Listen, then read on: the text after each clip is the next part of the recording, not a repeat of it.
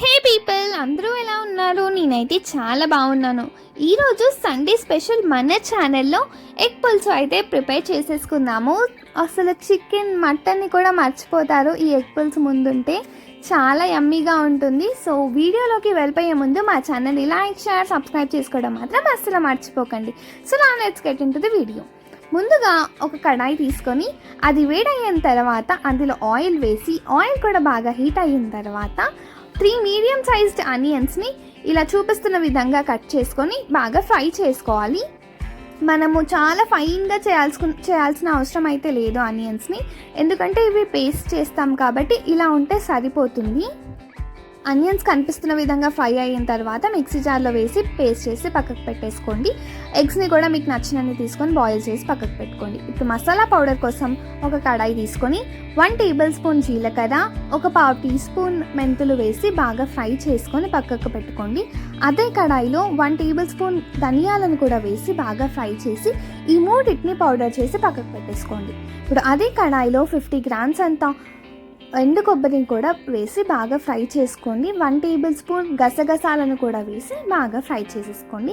ఈ మసాలా దినుసులు మాడకుండా బాగా ఫ్రై అవ్వాలి. సో కలుపుతూ బాగా ఫ్రై చేసుకోండి. ఒకసారి ఈ మసాలా నుంచి బాగా మంచి వాసన వచ్చిన తర్వాత ఫ్రై అయిన తర్వాత మిక్సీ చేసి పక్కకు పెట్టేసుకోండి.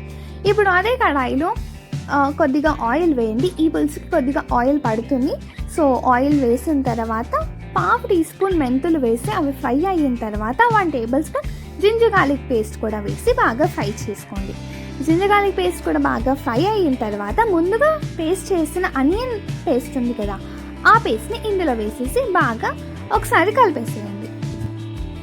ఆనియన్ పేస్ట్ మాడిపోకుండా బాగా ఫ్రై చేసుకోవాలి. ఫ్రై అయిన తర్వాత ఇందులోనే కొద్దిగా కరివేపాకును కూడా వేసి కలపండి. ఆ తర్వాత కొద్దిగా పసుపును కూడా వేసి బాగా ఒకసారి కలిపేసేయండి. ఇప్పుడు ఆనియన్స్ ఇవన్నీ బాగా ఫ్రై అయిన తర్వాత ఇందులోకి మనం కారం అయితే యాడ్ చేసుకోవాలి. ఇప్పుడు ఇందులోకి 3 టేబుల్ స్పూన్స్ కారం, మీ టేస్ట్కి తగ్గట్టుగా సాల్ట్ వేసి కారం మాడకుండా సిమ్లో పెట్టుకొని బాగా ఫ్రై చేస్తూ ఉండండి.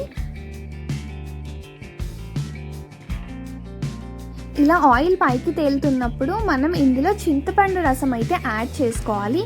సో చింతపండు రసం కోసం ముందుగానే 50 గ్రామ్స్ అంత చింతపండుని బాగా నానబెట్టేసి రసం తీసి పక్కకు పెట్టుకోవాలి. సో ఇప్పుడు ఆ రసంని ఇందులో యాడ్ చేసుకోవాలన్నమాట. గుర్తుపెట్టుకోండి, ఇలా ఆనియన్స్ నుంచి ఈ కారం వేసిన తర్వాత ఇలా ఆయిల్ అయితే బాగా పైకి తేలిన తర్వాత చింతపండు రసం అనేది వేయాలి ఇందులో. సో చూపిస్తున్నాను కదా, ఇలా చింతపండు రసం అయితే తీసి పక్కకు పెట్టుకున్నాను. ఇప్పుడు ఇది ఇందులో యాడ్ చేసేసుకోవాలి. సో కన్సిస్టెన్సీ అయితే చాలా థిక్గా చాలా లూజ్గా అయితే ఉండకూడదు, పర్ఫెక్ట్గా ఉండాలి. సో దానికోసం వాటర్ అయితే అడ్జస్ట్ చేసుకుంటూ ఇది చేసుకోవాలన్నమాట. సో ఒకసారి కలిపేసాను నేను. ఇప్పుడు నాకు కొద్దిగా థిక్గా అనిపిస్తుంది. సో కొద్దిగా వాటర్ అయితే యాడ్ చేస్తున్నాను. మనం వేసుకున్న చింతపండు రసం బాగా కుక్ అవ్వాలన్నమాట. చూస్తున్నారు కదా, ఇలా బాగా బాయిల్ అవుతుంది. ఇలా బాయిల్ అవుతున్న టైంలోనే కొత్తిమీర కాడలు మీ దగ్గర ఉంటుంటే ఇందులో వేసేసేయండి, లేకపోతే ఉత్తి కొత్తిమీర ఉన్న వేసేసేయండి. సో అలా చేయడం వల్ల ఏంటంటే ఇలా కుక్ అవుతున్న టైంలో ఈ కొత్తిమీర కాడలు కనుక వేస్తే ఈ పులుసు అనేది చాలా ఫ్లేవర్ఫుల్గా చాలా టేస్టీగా ఉంటుంది. సో ఈ టిప్ అయితే అసలు మర్చిపోకండి. ఇలా బాగా చింతపండు రసం కుక్ అయిన తర్వాత ఇప్పుడు మనం ఇందులోకి కొద్దిగా మసాలాను కూడా యాడ్ చేసుకోవాలన్నమాట. ఏ మసాలా అనుకుంటున్నారు? ఫస్ట్గా మీరు కొబ్బరి ఇంకా గసగసాలు పేస్ట్ చేశారు కదా, ఆ పొడిని ఫస్ట్ వేసేసేయాలన్నమాట. సో ఇలా చింతపండు రసం అంతా కుక్ అయిన తర్వాత మనం ఇప్పుడు ఇందులోకి మసాలా అయితే యాడ్ చేసుకున్నాము. సో కొబ్బరి గసగసాల పౌడర్ ఇందులో యాడ్ చేసిన తర్వాత గ్రేవీ కొద్దిగా థిక్ అవుతూ ఉంటుంది. సో ఇది కుక్ అవుతున్నప్పుడు మనము ముందుగా ఎగ్స్ని బాయిల్ చేసాం కదా, ఇప్పుడు దానికి ఘాట్లు పెట్టి పక్కకు పెట్టుకోవాలన్నమాట. ఇప్పుడు మనము ఆ ఎగ్స్ని ఇందులో వేయాలి. సో మనం ఈ ఘాట్లు పెట్టుకున్న ఎగ్స్ని ఇందులో యాడ్ చేసేద్దాం ఇప్పుడు. సో మీకు నచ్చిన ఎగ్స్ అయితే తీసుకోండి, ఇలా యాడ్ చేసేసుకోండి. ఇందులో మసాలా అయితే వేయలేదు ఇంకా. సో ఫస్ట్ ఎగ్స్ వేసిన తర్వాత ఎగ్స్ ఈ ఫ్లేవర్ఫుల్ గ్రేవీ అంతా పీల్ చేసుకున్న తర్వాత లాస్ట్లో దించే ముందు మసాలాను అయితే వేస్తాము.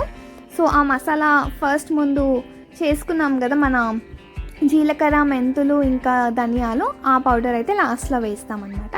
సో ఇలా బాగా ఒకసారి కలిపేసి మూత పెట్టేసి కుక్ చేసుకుంటూ ఉండండి.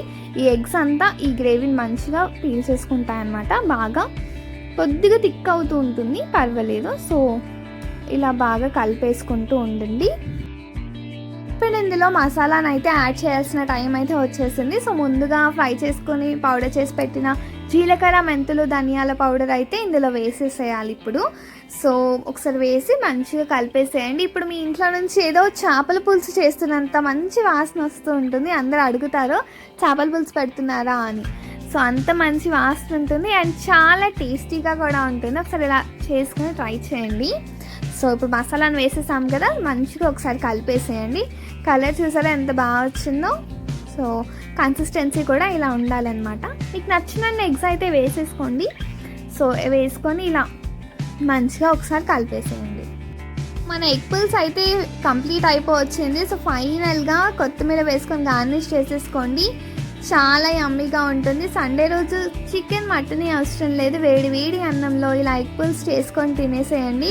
చాలా బాగుంటుంది. ఒకసారి ట్రై చేయండి ఈ రెసిపీని. సో వీడియో నచ్చినట్టయితే లైక్ చేయండి, షేర్ చేయండి, సబ్స్క్రైబ్ చేసుకోవడం మాత్రం అస్సలు మర్చిపోకండి. అండ్ ఈ రెసిపీని ట్రై చేసి కామెంట్ సెక్షన్లో కామెంట్ చేయండి ఎలా వచ్చింది. See you guys in the next video.